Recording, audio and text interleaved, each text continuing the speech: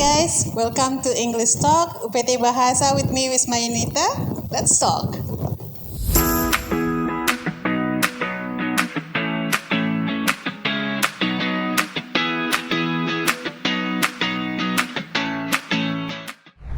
Hello guys, this morning we met again in the English Talk UPT Bahasa with me Wisma Yunita. Let's talk. So this morning we have a this is the first guest that we have, that is a lady. Previously we have a gentleman, most of them from several faculty. So today we have a lady. She is a Vice Dean for the Student Affairs from the Faculty of Mathematics and Natural Sciences, and she is my friend. She's my good friend. We joined UNIP at the same time, right? 2005, and I'm so proud of her because she's also not only my friend from the university when we become a lecturer, but also when we were in high school, right? Yeah. So we come from the same high school, SMA Negeri 5, Cendana. So I usually call her Mbak Mia. So in this occasion, I still will call her Mbak Mia, so to be comfortable. So Mbak Mia graduate from Gajah Mada University, undergraduate, and then master degree in IPB Bogor, and the PhD. So PhD, yeah, Doctor of Philosophy from the Royal Melbourne Institute of Technology, Australia. So that great something that is for a lady. That's a great achievement, I guess. So Mbak Mia, welcome. Welcome to English Talk. Yeah, English Talk UPT Bahasa. Actually, this is all to motivate our student. We have a lot of students, right? Our student body is so many students we have, and also probably also the lecturer and the employee at the University of Bengkulu, so that we try to start speaking in English, right? So, but the first aim is for you, the students of University of Bengkulu, because when you are graduate later on for the batch 2020, you have to have a score of 400 for TOEFL. So if you didn't get that, you probably cannot get out of our university. So you have to work hard for that. So this is through this English Talk, I introduce you to the prominent person or the role model from each of the faculty. Then today we have from the Faculty of Mathematics and Natural Sciences. So, Mbak Mia, talking about English ability. You are not from the English department, right? Yeah. Surely not, because from mathematics. What motivated you to learn English actually? It starts from the high school time, right? Or a previous one? Oh, okay. Actually, I didn't know TOEFL until I graduated from bachelor degree. Okay. But sadly, when you were in your childhood time, probably, because when did you start learning English? What motivated you at that time? maybe, I know that English is everywhere, so I think so much to learn English. Yeah. Starting from maybe senior high school. That's one of my favorite subjects. I see. One of the favorite. So you like it starting from the high school time. And at that time, do you have anything in mind that motivate you? I have to be able to speak this language. The reason, probably. All right, maybe really simple reason, right? Because at that moment, I really like to hear, the song. Okay. English song. Okay. Yeah, I need to know English, so I need the song. Yeah. Like that. So you want the song motivate you to learn English because you want to know the understand. One of the reason. What is the other reason actually? Okay, I started to realize that English is very important when I graduate from my, talking S1 about degree. From the university, because I really want to apply the scholarship. ADS, Australian Development Scholarship. Yeah. At that time. So I tested I took the TOEFL test TOEFL here. here.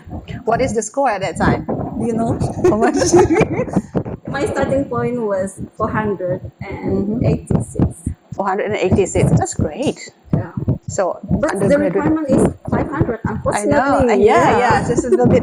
It's only 20 scores to go, right? Yeah. So I gave myself time to improve my score. So I learned for one more month and took another test, and I won. So, how many months? Only one. 1 month, and you can get 500. 500. You learn it only once. Yeah. At that moment. So it is possible. Yeah, because Because of what? we we have the same questions at that moment. It's only prediction test. Yeah. So I memorized the question. You remember the question? All of them? No, not all of them, but maybe half of them. Some of them I remember. Yeah, and I tried and took another test and I did it. But I didn't pass the scholarship, unfortunately. Because it need like 550, right? Usually. At that moment, 500 only. 500, yeah. And that is what year is that? 2003. 2003? Yeah. Okay, not yet joined UNIP. Not yet. Oh, I see. So when you graduate from University of Gajah Mada, then you realize that you need English because you want to go to have the master degree abroad, especially in Australia. So you learn. So that's the motivation, right? Yeah. You want to study abroad. You want to see the world. So okay, great. But it's not so far, It's IELTS. It's IELTS. But you can register with a TOEFL scores. After that, you need IELTS, of course, because for Australia and Europe, we need IELTS to continue study there. But it's great. It's not easy to get an ADS scholarship, actually. Pardon? It's not easy to get an ADS scholarship. It's limited, and from the Australian government, right? Right. So, so the motivation, you want to study abroad, let's say something like that. So, what about the influence of the environment in the process of your learning English, your success in learning English? Does your environment support you? Your friends, probably your family? How's that? Yeah, I'm really thankful that I am in the environment that really supportive. So, okay, maybe I would say that it was a long-term process. Sure. When I only got 486, and then I improved my score up to 500, and then I learned, and then I joined the University of Bengkulu and joined the TOEFL preparation class. Oh, you were there? No, I didn't. 2005. I didn't do the course. Okay, and then at that moment I got 530. Okay. And then still, going on, and then I got 550. And then, I joined the IELTS preparation class in 2011. And that's the best environment for me, to improve my English. Yeah. So it improved my, my score a lot. Yeah. So my starting point on IELTS was 5. Okay. And after 3 months training, I got 7, thankfully. Wow. Yeah. So 5 to 7 is quite a jump. Within 3 months. Within 3 months, yeah, is quite a big jump.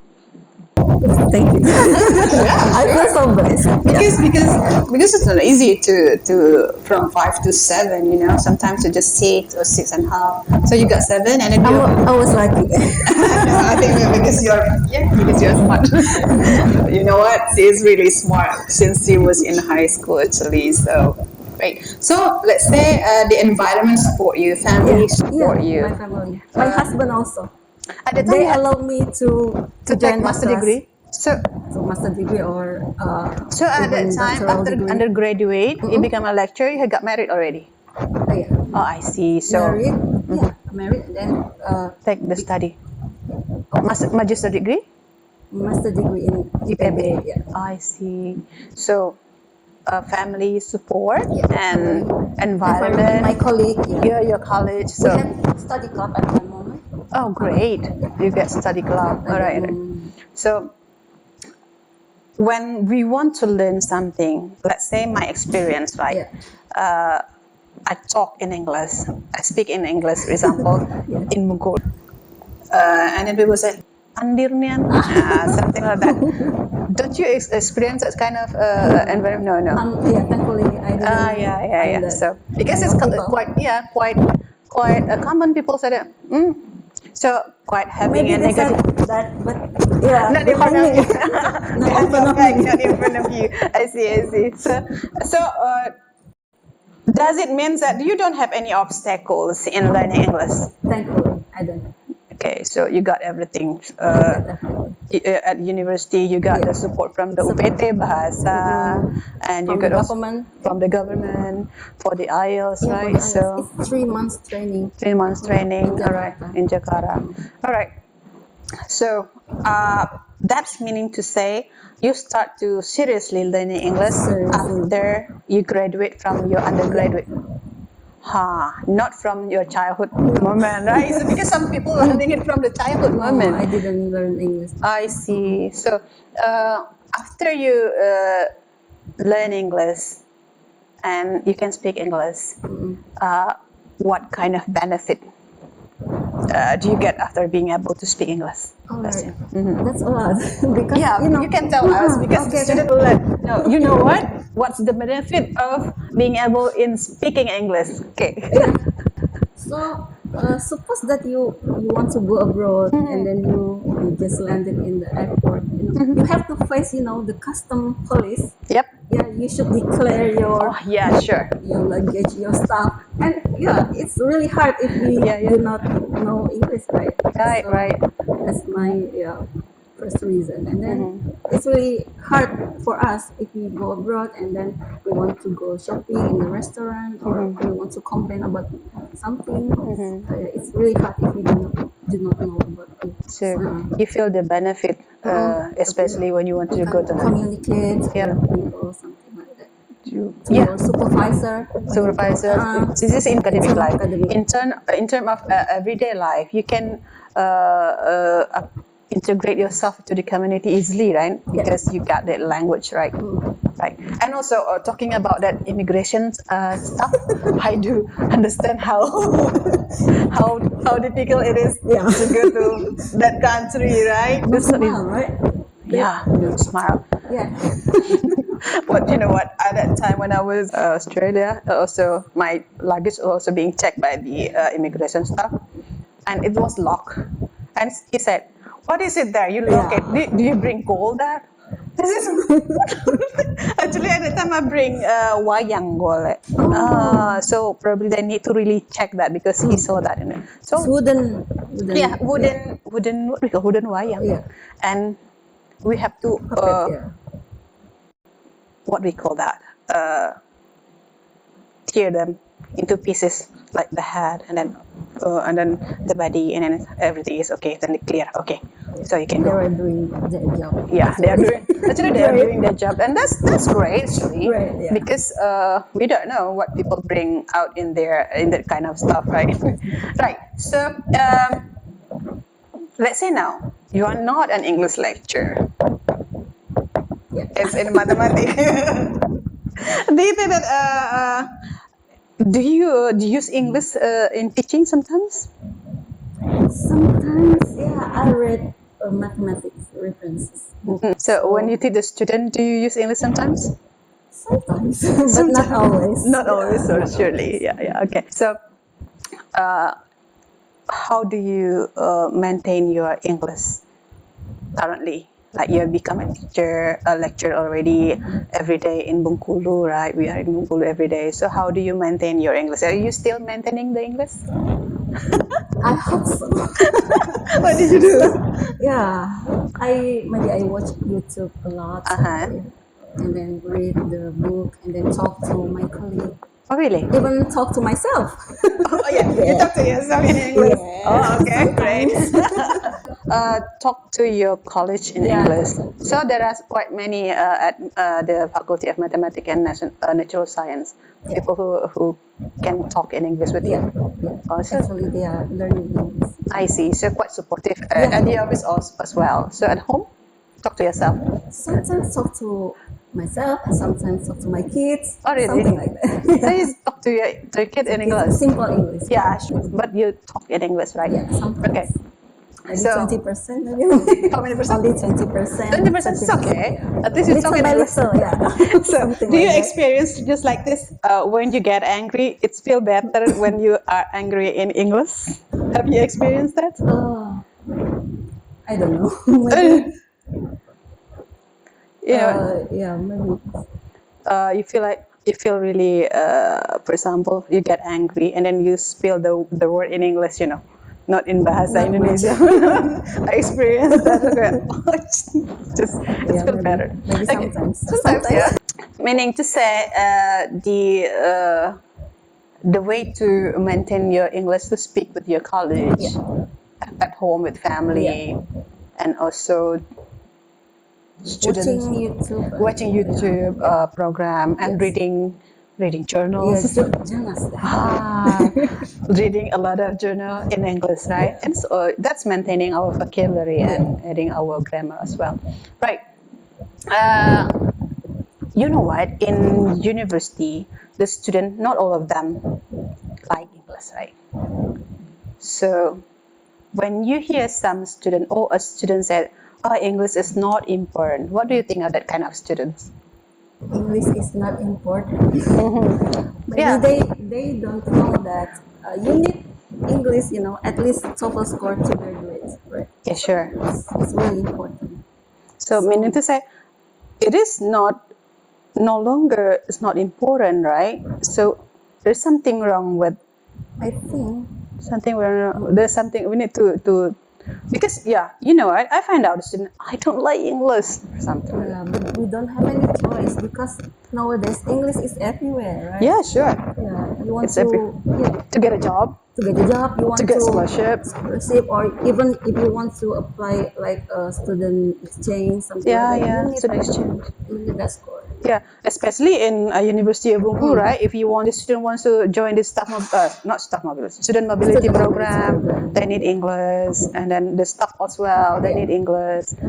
When you want to read your books, most of them, or maybe the material, right? The material, most of them in English, right? So it is no longer not important. It is important, right? So for students who say that English is not important, just think about it. There's something wrong. You have to check, right? You have to check that. Yeah, because by knowing English, it will make our life easier. So you should start to love English. Yeah, I agree that you start to like it, and then you fall in love with that. Because you cannot love them directly, right? Love the language directly. You have to like it first. What about what do you think about a student said, "Oh, I don't like English because my high school teachers are so not supportive," something like that. Do you think that? Do you experience that? I mean, I'm thankful that our teachers are great. But maybe they basically they told us about grammar, not speaking. Oh yeah, sure. They still like grammar translation method ways of teaching. Right? But no longer currently, but some are still. For me myself, start to teach English grammar by using stories, something like that. No longer this is subject, this is predicate, and then after that, right? For a student who thinks that English is not important, you have to really check it again, because English is everywhere and it's needed in every occasion, most of them, and also the IT ability, right? IT literate, they need that for nowadays to live in the future, for example. So that important is English. So do you have any tips for our students? Probably you got many tips to learn English. Yeah. So probably you can share with us, with the students as well. All right. So, dear students, maybe I have lots of tips. Yeah. Okay. Yeah, that's what we want actually. Yeah. We want to from our guests. First is you have to know your motivation. What is your goal? Something like that. Suppose that now you have a goal to achieve, let's say 500 or 600, 400. and you want to be great English speaker, something like that. You have to know your motivation. Okay, motivation. And then the second one, you have to know your starting point. All right. Yeah. Starting point. Yeah, if I were you, I would take TOEFL test right away at UPT Bahasa and know your starting point. Yeah. And checking, something like checking where is my position currently. Is it so whenever 300? It's 300, long. Oh, you need to learn a lot, right? Okay. But that's all right. So if we know our, starting point, it's good. It's Okay. good. It's good. And then accept that score. Okay. Accept that you are a beginner. Okay. Okay, just say to yourself that, okay, my score is 300 for now. Yeah. For now, okay, don't forget for now. But I will achieve 500 or 500. Even 600 maybe. It's possible. Yeah, it's possible. Yeah. Okay. So it's good to know your starting point. And then the third one is, just give yourself time. Yeah. So give Make yourself time. Yeah, invest your time at least 30 minutes per day. Okay, 30 minutes per day. And then at least for 3 months. That's my tips. It works for me, actually. Yeah. When I 30 minutes a day. 30 minutes a What day. do you do by the time? Read. Just sit down and put aside my other commitments. Okay. And just focus on my cliff. Oh yeah, TOEFL books. That's my best friend at the moment. So 30 minutes a day. 30 minutes a day minimum. Okay, Minimum. That's enough. So don't say, okay, I will spend 3 hours per day. It's hard. Okay. So just 30 minutes per day, as long as you're consistent. 30 minutes a day. You can jump on. Your score can jump on very high, right? Okay, not really hard at that moment. 500 to 530. That's quite. And then I did 3 months, 3 more months, and then I got 560 if I'm not mistaken. So if you invest your time, you will be progressing. Result will follow. Maybe you can achieve more than me. Maybe you can achieve sure. And then they can also learn it from YouTube or something like that. Yeah. That's my tips. Number 4 maybe. Number 4, okay, that's number 4. So you get motivation, and then you set the starting point. And then you invest the time. Yep. Use your resources. Okay. So optimize your resources, such as dictionary, books, and then books, and then YouTube. Podcasts. Yep. You can also talk to your teachers, right? Talk to the teacher, or maybe you. What else? Maybe you can read a book. Okay. Read a book, and then watch video. And then listen to the music, or maybe watch movie that you like. That you like in English. Something like that. So, for example, when you watch the movie in Korea, for example, students love Korean movie, right? So you can have the subtitles in English, right? Okay. That's great. All right. Okay. So you watch movie. Yeah. Listen to the podcast. Okay. And then talk to yourself if you don't have any partner or colleague. Talk to yourself. Okay. In the mirror. Okay, with the mirror. Great. Okay. And then maybe you also have study club. It's good. Study club at university. Maybe you need only 2 or 3 friends. Okay. Doing that. Or finding friends who loves English as well, right? Who have the same goal, same motivation. I see. Something like that. And maybe you can share your experiences, and then maybe you can learn together. Maybe you can teach. You can teach. Yeah. Because the most effective way to learn is to teach. Because we need to understand it first, and then we can share with others, right? So to start teaching English. Yeah, and teaching. Vice versa, so our friend can teach us. Oh, in terms of the between the college, within our friends, study club, so teach them, but in English, something like that. And the most important one is join TOEFL preparation class. TOEFL preparation class. That's important, really. Yeah, because that's your experience, right? You took the TOEFL course, and then my experience. And you can do that at UPT Bahasa actually. Yeah, we have it all here. This building has been established since 1918, something like that, and it's still here and keep helps students, even the teachers, to go the lectures of University of Bengkulu to go to achieve their dream. So you can also come here, right? So the role model, let's say, for the student from the Faculty of Mathematics and Natural Science, and surely you are the one who deserves to be that position of the role model, because she's that great, PhD from RMIT. And then what is the program that is probably will do by your faculty to improve your students or to motivate your students to learn English? Do you have any great question? Probably just a planning, right? I'm happy that you asked. Okay, great. So actually, last semester we did simulation, something like that, TOEFL test simulation, and for every student or the faculty, every study program. Okay. 200 students, and they know their starting point, maybe something like that. And I did that simulation via quizzes. Oh, I see.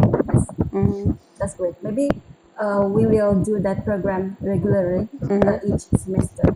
Right. So that's one of the things that is being done by your faculty currently. Any more English club that from in every study program or in a department? In every study program. That's in faculty level. Oh, I see. So in faculty level, any student from any department can join that. So quite big, right? Quite big. That's a good idea, because actually, so that the student can meet the friends that is also like English. That's the tips. One last message for the student. What they need to do in, let's say, in summary, from for their preparation to graduate from the University of Bengkulu.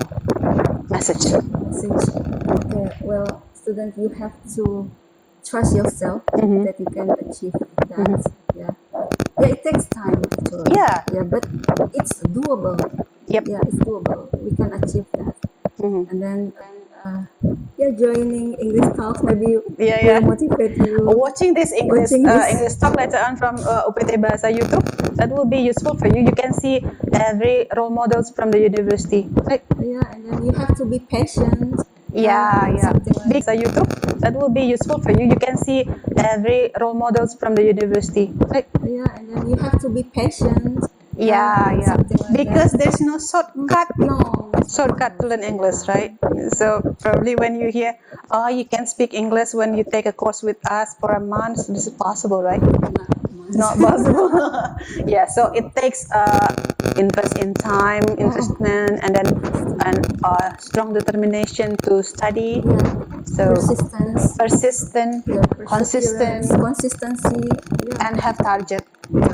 Right. Okay. So that is the English talk with Bu Mia or Mbak Mia today. You can got a lot of message. You can probably the tips as well on how to learn English, how important it is, and how her history of learning English. So not from the childhood moment, but from the undergraduate time. And that, you know what? She learned it from undergraduate time, and when she took her study at the Royal Melbourne University, she can get a lot of achievement outside of the thesis. But she also have like 3 minutes thesis competition, and she become the winner. So many other achievements she got. Can you imagine that? She learned it from undergraduate time. After undergraduate time. So if you start it right now, probably you can do better, right? So, okay. Thank you so much for English, to come to English Talk today, Thank you so much and thank you. having us. Yeah, to motivate the students, right? Thank you So, so much. thank you so much. And of course, the support from the Faculty of Mathematics and Natural Science also being useful for all of us. So, one day, UNIP will have a lot of people talk in English. Yeah, we will getting there. Yeah, we are on the way. On the way, right. inshallah. So that's it. Thank you so much, and wassalamualaikum warahmatullahi wabarakatuh. See you. Bye bye. Bye.